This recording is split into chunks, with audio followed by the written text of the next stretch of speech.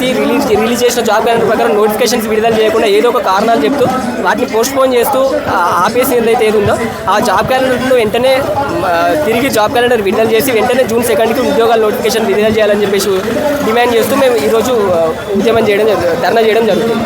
అంటే గత ప్రభుత్వంలో వచ్చిన జాబ్లే వాళ్ళు చూపిస్తున్నారు, ఇదిగో మేము ఇట్లా చేసామంటే గత ప్రభుత్వం వాళ్ళకి ఆఫర్ లెటర్స్ అని ఇస్తున్నారు. అంటే ఈ ప్రభుత్వం మీకు ఇప్పటికి వచ్చి ఏం జాబ్ అనేది విడుదల చేయలేదా?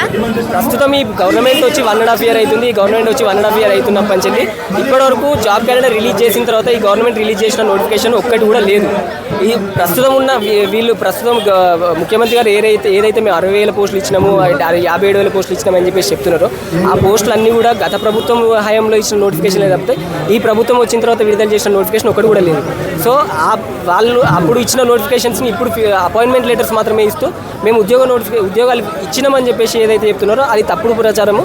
కాబట్టి వెంటనే అది నిరుద్యోగులందరి తరపున ఉద్యోగ నోటిఫికేషన్ విడుదల చేసి నిరుద్యోగులకి ఉద్యోగ కల్పన జరిపించాలని చెప్పేసి డిమాండ్ చేస్తుంది. అంటే ఇది మీ మొదటి అడుగు, దీంతోనే ఆగిద్ది అంటారా, ఇంకా ఇది కొనసాగిద్ది అనుకుంటున్నారా? ఉద్యోగ నోటిఫికేషన్ మాత్రము June 2 విడుదల చేయకపోతే ఇది ఇంకా తీవ్రతరం అవుతుంది అంతే తప్ప ఇది ఇక్కడతో ఆగిపోదు. ప్రస్తుతం ఇది ఇంకా కొంచెం ఇప్పుడిప్పుడే స్టార్టింగ్లో ఉంది కాబట్టి ఇది ఇంకా తీవ్రతరం చేసి ముఖ్యమంత్రి గారి వరకు రీచ్ అయ్యేలా కార్యాచరణ జరిపేలా మేము చూసుకుంటాం. అంటే మీరు ధర్నా చేయబట్టి ఎన్ని అవర్స్ అవుతుంది? మేము ఈరోజు మార్నింగ్ 10 గంటల నుండి వెళ్ళి ధర్నా దగ్గర కూర్చున్నాము. ఇప్పటికీ ఆల్మోస్ట్ 1 గంట అవుతుంది. పర్మిషన్ 2 గంటల వరకు పర్మిషన్ ఉంది. 2 గంటల వరకు తర్వాత వచ్చిన ముఖ్య అతిథులందరూ వెళ్ళిపోయిన తర్వాత మేము ఇక్కడ ఉద్యమం ధర్నా ఆఫ్ చేయడం. అంటే మీరు ధర్నా చేస్తుండగా అంటే ఉన్న కాంగ్రెస్ ప్రభుత్వం ఎమ్మెల్యే కానీ ఎవరు కానీ మేము మీకు ఉన్నామని హామీ ఎవరు ఇవ్వలేదా?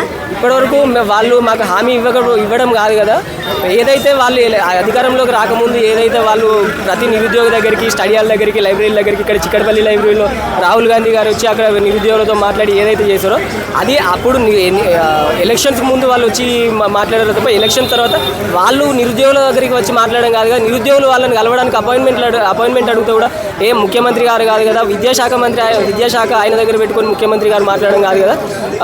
మంత్రులు కానీ, ఎమ్మెల్సీలు కానీ, పార్టీ లీడర్లు కానీ ఎవరిని కనీసం అపాయింట్మెంట్ అడిగినా కూడా అపాయింట్మెంట్ ఇవ్వకుండా నిరుద్యోగులను చుట్టూ తిప్పుకుంటున్నారు తప్ప నిరుద్యోగులను వాళ్ళు పట్టించుకునే పాపం లేదు.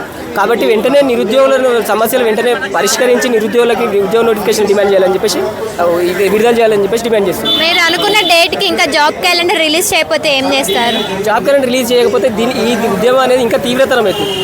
తెలంగాణ ఉద్యమం ఎప్పుడైతే స్టార్టింగ్లో చిన్నగా ఉద్యమం స్టార్ట్ అయ్యి చెప్పేసి తర్వాత తెలంగాణ వచ్చేసరికి ఎట్లయితే కొట్లాడిలో ఇప్పుడు June 2కి విడుదల కాకపోతే ప్రభుత్వం గద్దెదిగేంత పరిస్థితి కూడా రావచ్చు మళ్ళీ.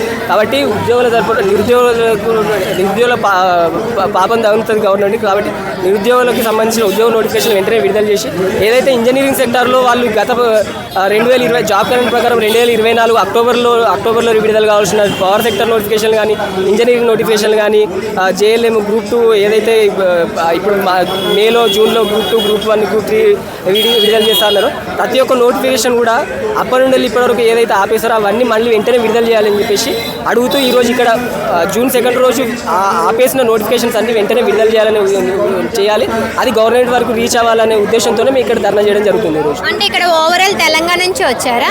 ఇక్కడ ఉన్న వాళ్ళంతా తెలంగాణకు సంబంధించిన ఉద్యోగ నోటిఫికేషన్ల కోసం వచ్చిన వాళ్ళే వేరే జిల్లాల నుండి కూడా వచ్చారు.